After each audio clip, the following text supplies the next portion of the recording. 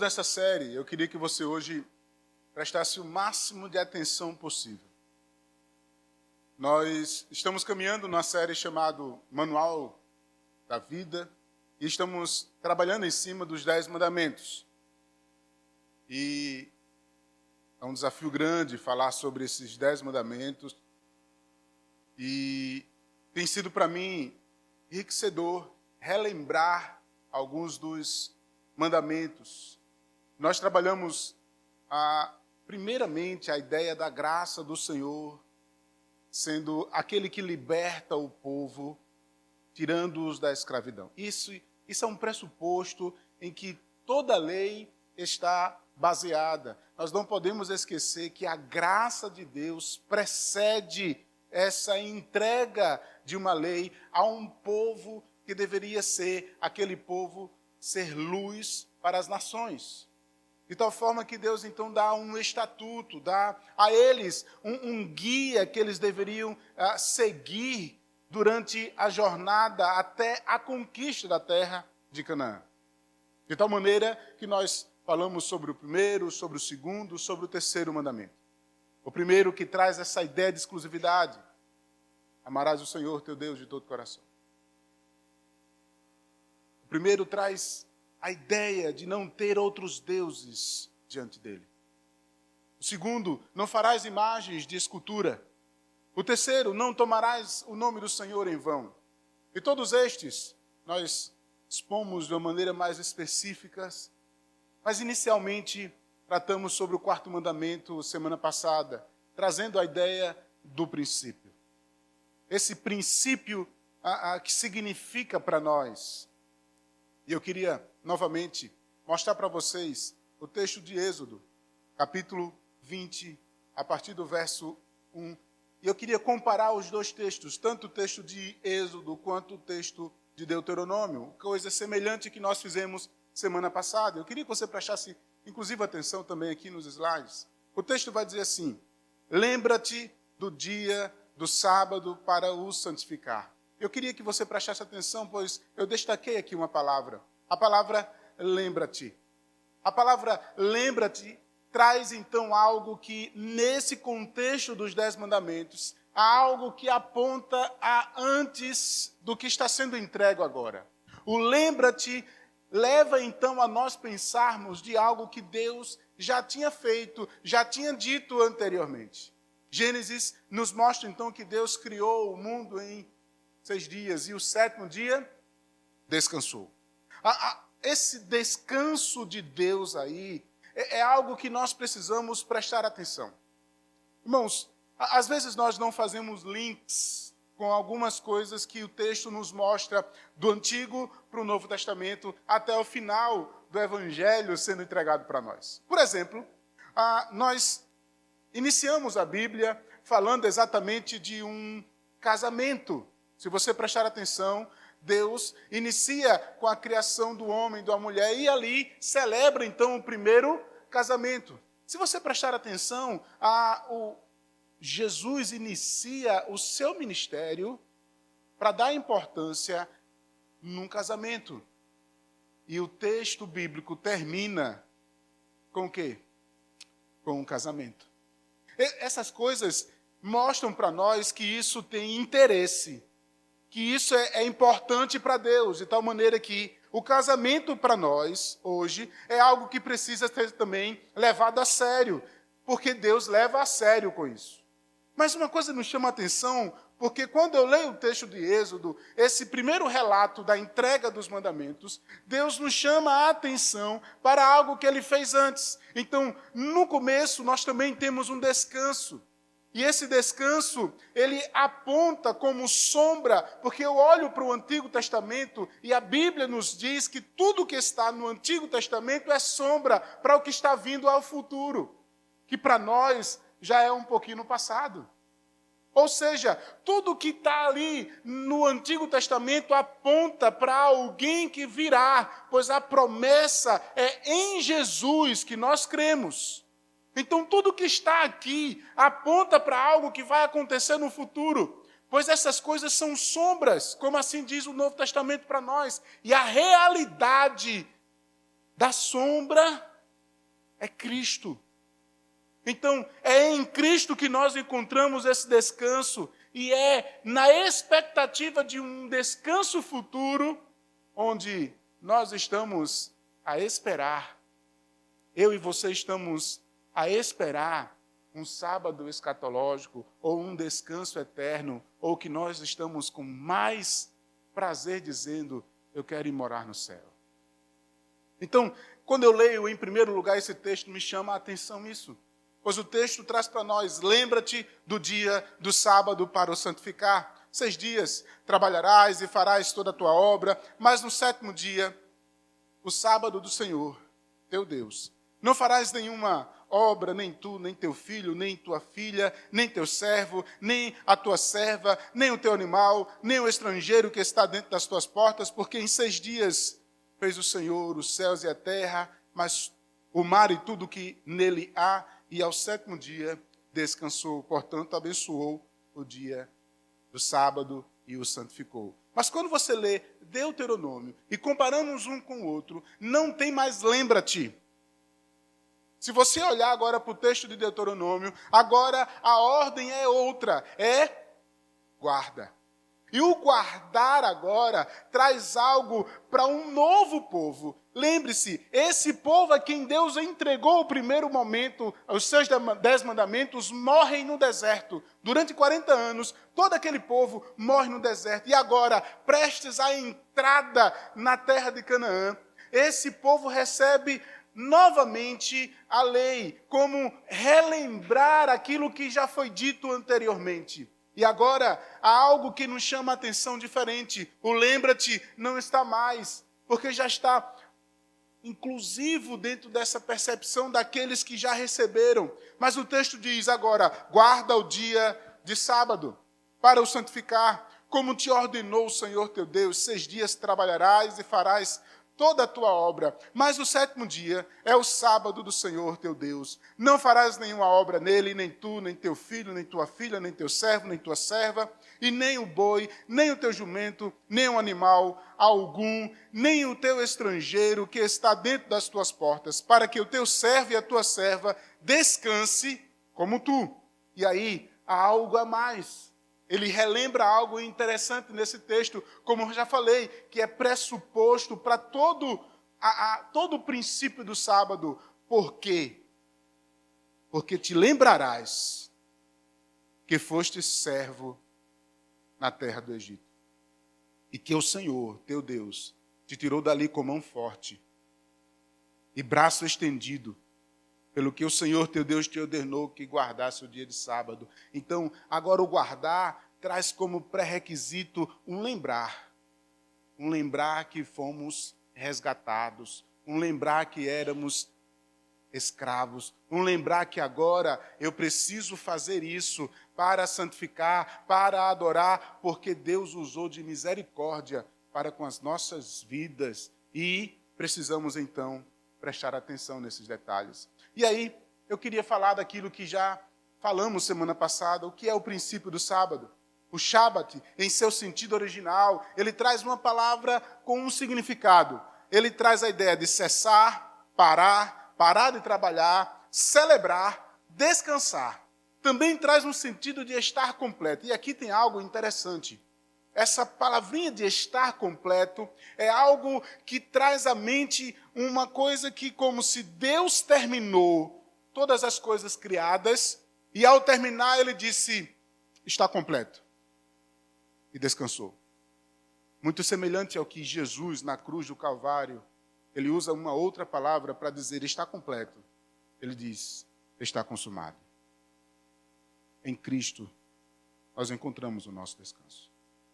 Então essa palavra, ele traz essa ideia de parar das atividades que nós temos, parar das atividades que nos subsiste, que nos mantém, de ter essa ideia de uma celebração, de descansar. A lei do Senhor é claramente motivada por questões religiosas e civis e sociais. O sábado foi apresentado para lembrar o povo de Israel de um cronograma divino. Deus tem seus propósitos, Deus tem um cronograma, Ele planeja todas as coisas, e nós estamos dentro desse cronograma de Deus. E é interessante pensar que nesse Deus que pensa em todas as coisas, ele pensa nos detalhes tão pequenos que ele faz cuidar das nossas vidas tão especiais. Então, o Shabat, esse princípio do descanso, traz para nós esse cronograma do Deus poderoso. Mas é uma questão social, onde os trabalhadores precisam ter um período regular de descanso. O sétimo dia, interpretamos esse fato em termos de um sinal escatológico e que indica também um descanso futuro. E é esse pressuposto que nós precisamos estar atentos. O sábado, o descanso, é uma sombra que aponta para a frente. Isso traz para nós 3 perspectivas. A primeira, que Deus quis que, sob o descanso do sétimo dia, prefigurasse um povo de Israel que repousasse de maneira espiritual, pelo qual devemos ser fiéis, descansando de suas atividades, para dizer para ele, nesse período, eu paro e o Senhor é que cuida de mim. Segundo, quis ele, Deus, que esse dia fosse estabelecido, no qual se reuníssemos para ouvir a lei e realizar atos de cultos, ou pelo menos o qual consagrássemos particularmente a meditação em suas obras, de sorte que, por esta recomendação, fôssemos exercitados na prática da piedade. E por fim, ele ordena um repouso, no qual se concede aos servos e aos que vivem sob o domínio dos outros, para que tivessem descanso do seu labor.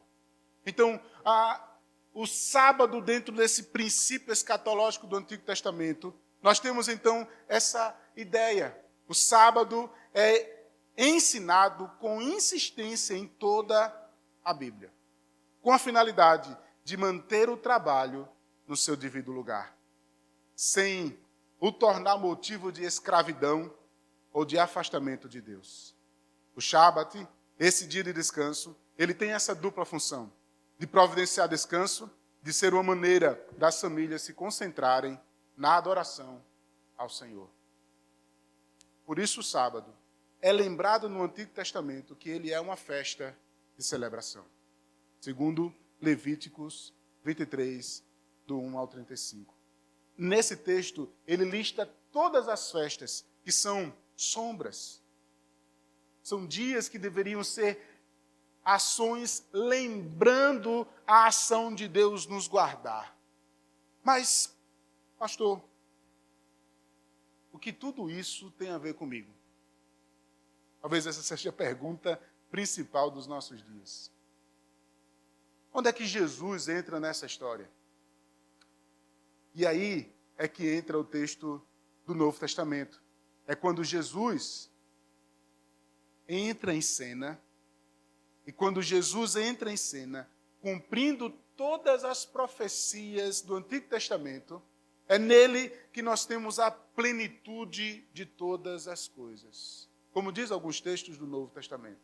Mas um texto especial, Marcos 2, 27 e 28, ele traz algo específico quando Jesus diz, e acrescentou, o sábado foi estabelecido por causa do homem, e não o homem por causa do sábado, de sorte que o Filho do Homem é o Senhor do sábado.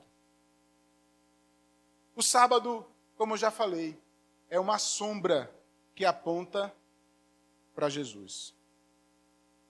Eu falei ainda agora do texto de Levíticos. O texto de Levíticos, que inicia a ordem de todas as festas, aponta exatamente para esse versículo que eu quero que você leia. Fala aos filhos de Israel e dize-lhes, as solenidades do Senhor que convocareis serão santas convocações. Estas são as minhas solenidades. E ele começa a citar todas. E a primeira delas é o sábado. E ele diz, 6 dias obras se fará, mas ao 7º dia será o sábado de descanso, santa convocação, nenhuma obra farás, o sábado do Senhor em todas as vossas habitações. E se esse é o princípio de uma festa a ser celebrada semanalmente, Oséias profetiza para nós, um pouco mais à frente, dizendo, e fareis cessar todo o seu gozo, todas as suas festas e as suas luas novas e os seus sábados e todas as suas festividades. Eu estou trazendo para vocês aqui um texto do Antigo Testamento que aponta para frente. Um texto do Antigo Testamento que aponta para frente, que condiz com o que os apóstolos vão dizendo ao cessar estas celebrações. Se você olhar para o texto de Colossenses, eu queria que você abrisse agora o texto de Colossenses, capítulo 2, verso 13 e 17. Colossenses, capítulo 2, verso 13 a 17, diz assim: E quando vós estáveis mortos nos pecados e na incircuncisão da vossa carne, vos vivificou juntamente com ele, perdoando-vos todas as ofensas, havendo riscado o escrito de dívida que era contra nós nas suas ordenanças.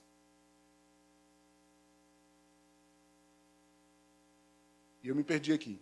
Havendo riscado o escrito de dívida que era contra nós nas suas ordenanças, a qual de maneira alguma nos era contrária, e nos tirou do meio de nós, cravando na cruz, e despojando os principados e potestades, expôs publicamente deles, triunfando na cruz.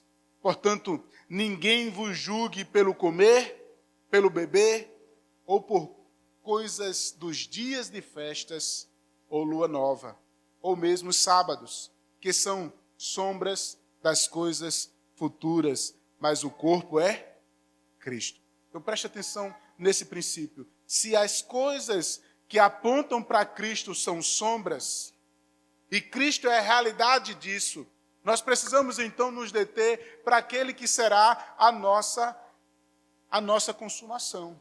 É em Cristo agora que nós devemos nos apegar. E dessa forma, Jesus agora é o nosso sábado. Jesus agora é aquele em quem nós encontramos o nosso descanso. E ele vai dizer isso de maneira mais clara. Mas antes de trazer a sua atenção, quando Jesus chega, há alguns textos que nós percebemos Jesus agora trabalhando, atuando e realizando coisas nos sábados. Parece que os evangelhos nos mostram Jesus confrontando os fariseus aos moldes que eles guardavam os seus sábados. E aqui é interessante uma coisa nós prestarmos atenção. É que exatamente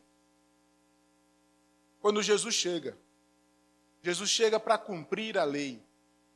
Mas aqueles fariseus, eles estavam vivendo algo além da lei, uma interpretação da lei chamada halaká, ou misná, onde nessa interpretação da lei, eles colocavam o que deveriam fazer ou não, dessa forma, vivendo um legalismo exacerbado, e que ainda hoje, aqueles que seguem esse halaká, por exemplo, se você for em Israel, os judeus que cumprem o pré-requisito de cumprir o sábado, para você ter uma ideia, existe dentro dos prédios o elevador do sábado.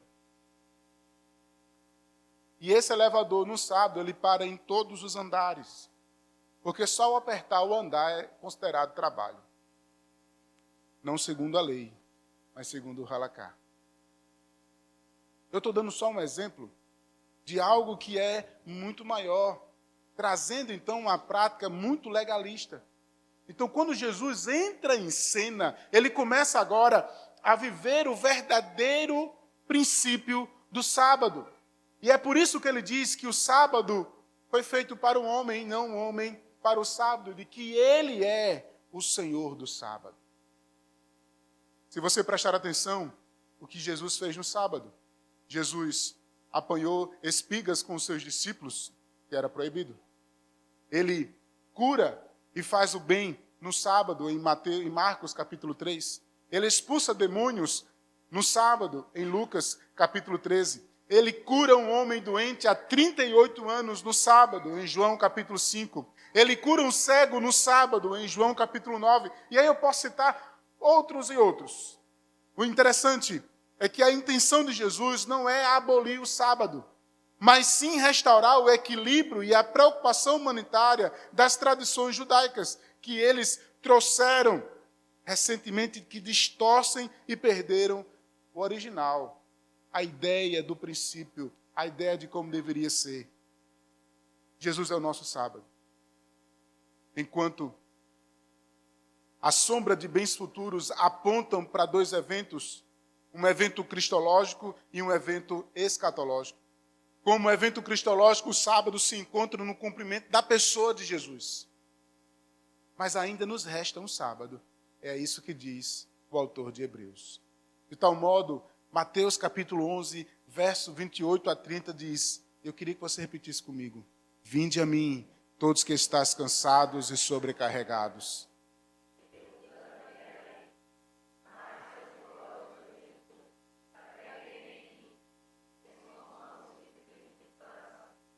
E acharei descanso para a vossa alma, porque o meu jugo é suave e o meu fardo é leve. Aleluia.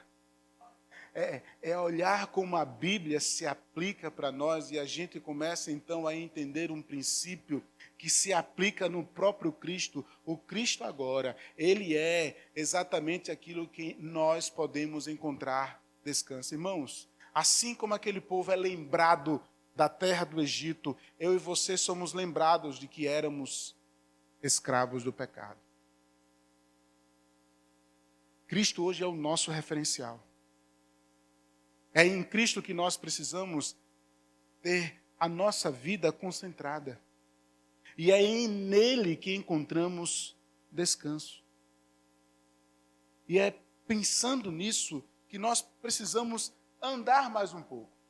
Porque quando eu entendo que Jesus agora é o meu descanso, eu entendo que há algo para se fazer ainda mais. Há um sábado, há um descanso que resta. Eu quero que você leia comigo, então, Hebreus capítulo 4, a partir do verso 7.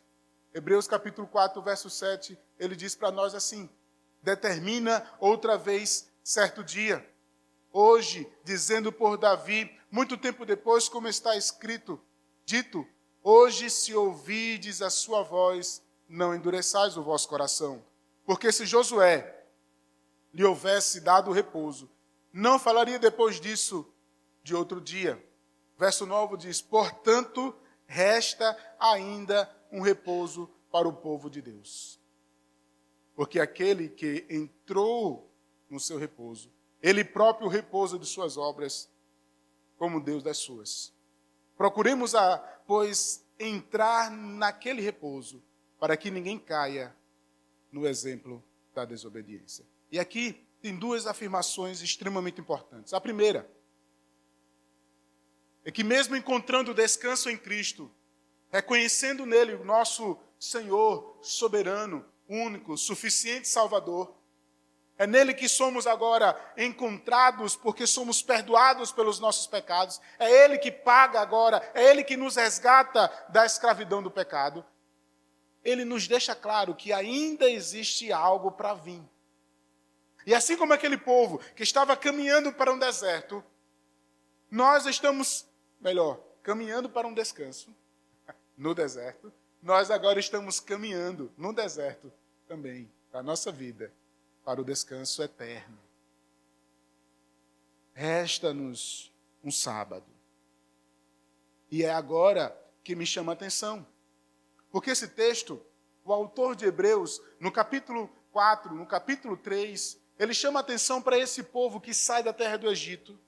Irmãos, eu vou dizer uma coisa para vocês. Esse povo sai da terra do Egito, vê as 10 pragas, atravessa o Mar Vermelho, vê uma nuvem cobrindo, protegendo-os sobre o sol, vê uma tocha de fogo esquentando durante a noite, vê no alto, no Monte Sinai, a voz de Deus. Irmãos, que privilégio aquele povo teve. Mas o texto diz que por não crerem, morreram no deserto. E aqui, há algo que aponta para nós. Porque ele diz, procuremos, pois, entrar nesse descanso, para que ninguém caia no mesmo exemplo de desobediência. Aqui fica-nos claro que tudo que estava no Antigo Testamento é sombra que aponta para frente e se cumpre na pessoa de Cristo. E agora é em Cristo que nós encontramos o descanso eterno. E isso se aplica com a nossa salvação, isso se aplica com o seu sangue vertido naquela cruz. Mas, ao mesmo tempo, ele nos chama a atenção para algo que está a vir. E é nesse tempo interim que algo que eu e você precisamos viver agora, crendo no Cristo e vivendo como Ele quer que nós vivamos.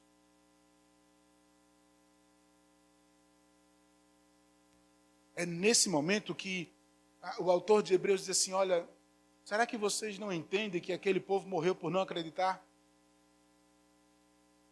Que aquele povo perdeu a oportunidade da vida e se deixaram se perder porque não acreditaram e não deram ouvidos. O texto vai dizer assim que não colocaram fé. A pergunta hoje essencial não é nem tanto se você hoje está entendendo esse princípio ou não, mas é importante entender, mas eu quero que você preste atenção, será que eu e você estamos vivendo a vida com fé nesse Cristo que trouxe para nós uma nova vida? É que você consegue compreender que assim como aquele povo foi liberto de uma escravidão, eu e você também fomos libertos da escravidão do pecado? Ou eu e você estamos como aquele povo que saiu da escravidão, mas não saiu do Egito? Há muitos que parecem que agora entraram na igreja, mas vivem no mundo. E não vivem no mundo, sendo luz, a luz da igreja. Ou melhor, a luz de Cristo. Será que eu e você realmente estamos cumprindo aquilo que Cristo nos chamou para ser? Sal e luz dessa terra. Cumprir a missão que Ele mandou que nós fizéssemos. A viver uma vida que agora demonstra para os outros que existe um Deus que nos tirou do lamaçal do pecado, ou nós queremos viver imersos à lama.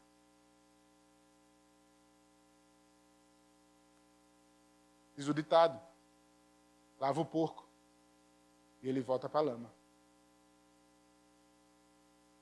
Parece algo muito sujo. Mas parece, irmãos, que muitos de nós não se renderam de fato de verdade ao Senhor. E é refletindo sobre isso que me faz então entender que eu preciso crer mais. Por isso, o discipulado que Jesus chamou aqueles discípulos não foi um discipulado, você quer? Não.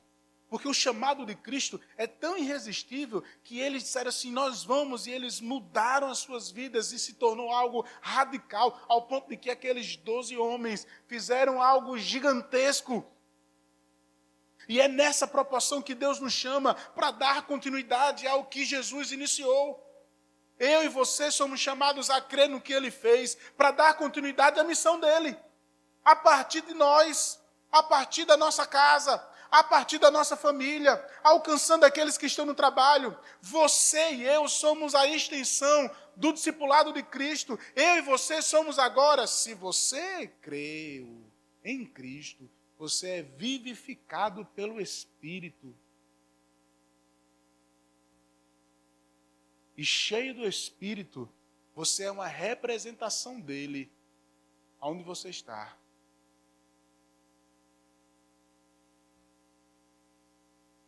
Por isso, me chama a atenção não tomarás o nome do Senhor em vão. Porque não tomar o nome do Senhor em vão é dizer assim, eu sou, não sendo. Aí eu vou para a igreja, mas não vivo. E eu não estou dizendo, irmãos, que nós não podemos errar. Não, todos nós aqui somos iguais. Todos nós aqui somos pecadores. Todos. Mas à medida que eu creio no Cristo que me salvou, eu vou tentar viver uma vida para pecar menos. Para representá-lo de uma maneira melhor.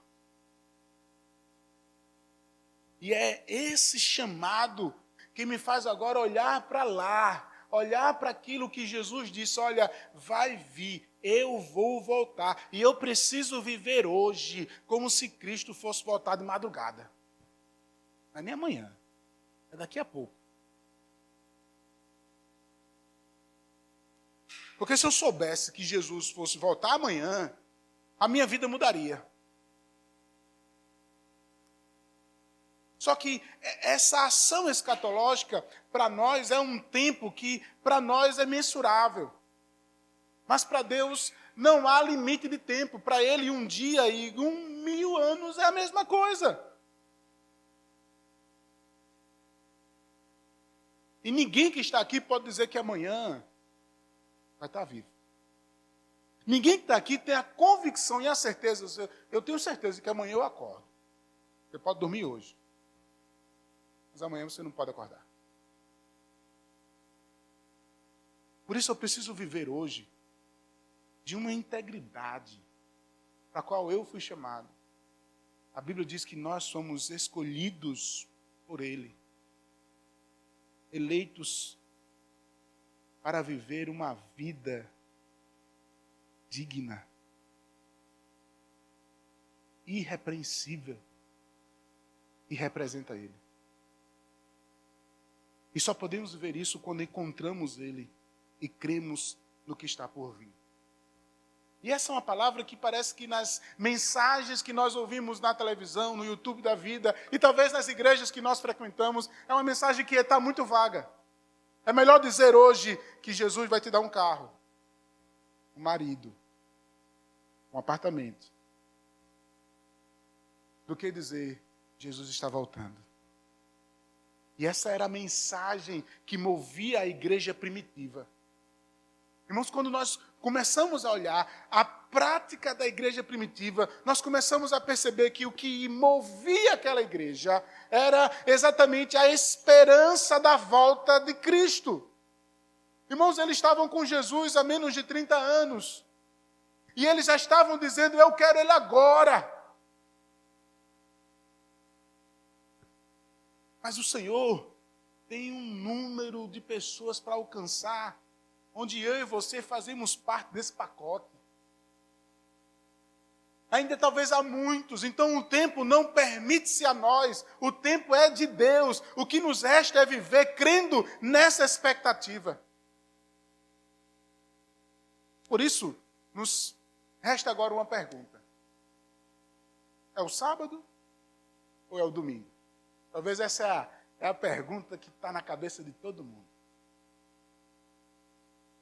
A própria igreja, ela começa a ter algumas práticas diferenciadas.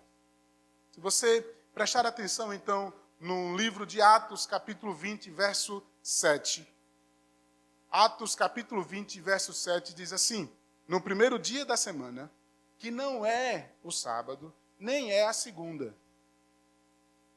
Eu tenho que dizer isso porque eu soube recentemente que alguém achava que o primeiro dia era segunda-feira. Não é a segunda. Certo? Se você não sabia, saiba hoje. O primeiro dia da semana é o domingo. Muito bem, é hoje. No primeiro dia da semana, ou seja, no domingo, a igreja, ela começa a se ajuntar em culto. Ajuntando-se os discípulos para partir o pão, ou seja, para celebrar a ceia. Paulo, que havia de partir no dia seguinte, falava com eles e alargou a prática até o meio-dia, ou seja, o culto se estendeu para uma vigília. Ele celebrou a ceia, ele cultuou agora no domingo com aquele povo. Em 1 Coríntios capítulo 16, verso 1 e 2, diz também assim: ora, a coleta que se faz para os santos, fazei vós também o mesmo que ordenei às igrejas da Galácia. No primeiro dia da semana, cada um de vós ponha em parte o que puder ajuntar, conforme a sua prosperidade, para que se não façam as coletas quando eu chegar. Ou seja, essa prática faz parte do culto. E o apóstolo Paulo está ordenando esse ajuntamento da coleta no primeiro dia da semana. Então, o que é que acontece? O povo começa a celebrar ao Senhor aos domingos. E por que aos domingos, pastor? Porque assim como a Torá, ela está embasada na libertação do povo do Egito, agora a vida no descanso de Cristo está embasada na vida de Cristo. E como ele ressuscitou no domingo, o grupo agora se reúne para celebrar a ressurreição que nos traz vitória, que nos traz uma nova vida. E é todos os domingos que eles se lembram do que Jesus fez por eles. E é por isso que eles celebravam a ceia todos os domingos. Hoje a gente mudou um pouquinho isso. A gente faz uma vez por mês. E não está errado também. Existem algumas partes do mundo que celebram 2 vezes no ano. E existem igrejas que celebram todas as semanas. Essa é uma prática adotada diante da comunidade. Mas o que nos chama a atenção é que isso precisa ser entendido por nós. Gálatas capítulo 4, verso 10, 11 diz assim: mas agora conhecendo a Deus, ou antes, sendo conhecido de Deus, como tornais outra vez os rudimentos fracos e pobres, aos quais de novo quereis servir? Guardais dias, meses, tempos e anos, receio de vós que não haja trabalho em vão para conosco. O apóstolo Paulo, ensinando agora a Gálatas, diz assim: irmãos, nós já encontramos o descanso. Há uma expectativa de um descanso. Por quê? Porque o apóstolo Paulo está exatamente combatendo o dia. Porque existem alguns dentro da igreja que querem o sábado e outros que querem o domingo. E o apóstolo Paulo chega à conclusão: tanto faz. Para que guardar dias, tempos, anos? Isso é sombra. Isso já passou, nós temos agora em Cristo. Então, o meu descanso, ele é agora em Cristo, de maneira que eu preciso viver uma vida de adoração ao Senhor todos os dias. Mas precisamos de resgatar um momento em que ajuntamos como comunidade para adoração. E a exemplo da comunidade da fé inicial, nós nos reunimos no domingo. Romanos capítulo 14, verso 5 a 6, diz assim: faz diferença entre dia e dia, mas outro julga igual a todos os dias. Cada um esteja inteiramente seguro em seu próprio ânimo. Aquele que faz caso do dia para o Senhor, faz. O que come para o Senhor, come, para dar graças a Deus. E o que come para o Senhor, come e dá graças a Deus. Só trazendo à memória mais uma vez o que o apóstolo Paulo está combatendo, não é mais um dia, é uma pessoa. A pergunta então para mim e para você é: você tem Jesus? Você tem Cristo?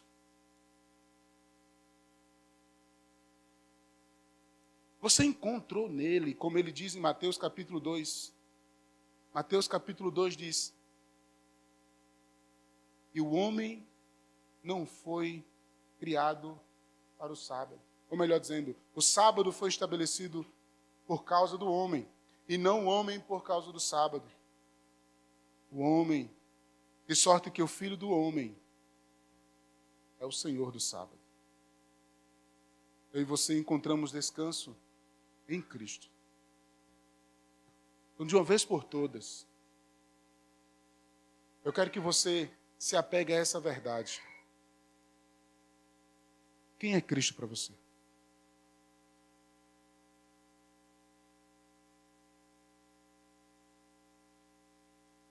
Agora,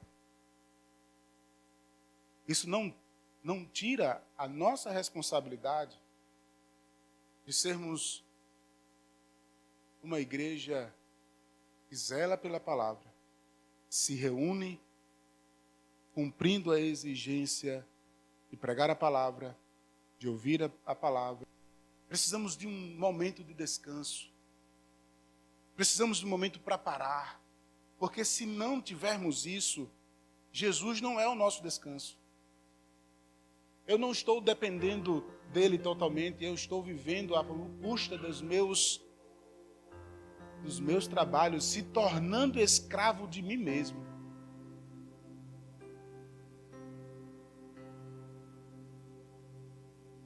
Será que nós cremos que o Senhor é aquele que supre as nossas necessidades? Eu me lembro, e eu gosto de lembrar disso para mim. Eu gosto de lembrar disso para mim, porque por muitas vezes eu tento depender das minhas próprias forças. O pecado é uma derrota. E todas as vezes, irmãos, que eu luto para viver pelas minhas próprias forças, eu perco. E aí eu me lembro de uma experiência que eu já contei aqui na igreja. Um dia que eu não tinha nada em casa, na primeira igreja, lá em Sobrado. Nem era casado ainda. E Deus me levou para aquele lugar para que eu pudesse aprender a depender dEle.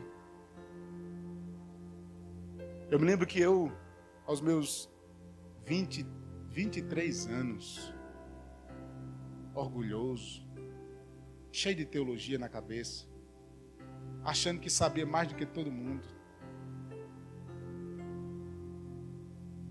Uma vez eu sentado na minha mesa, cheio de livro de teologia, e eu querendo dar a melhor aula possível, um sentimento muito, muito bonito, né?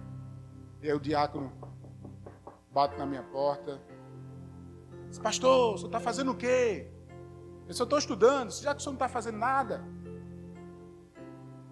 Doeu, irmão, assim. Vamos fazer uma visita. Eu não esqueci mais nunca essa experiência. Eu disse: eu preciso diminuir minha cabeça, aumentar o meu coração. Eu preciso ser pastor, não só teólogo. E um dia, seco, liso, sem nada dentro de casa, costume do interior, almoçar na casa dos irmãos. E eu fui. Eu disse: eu vou comer à vontade. E comi realmente porque lá comida tinha à vontade.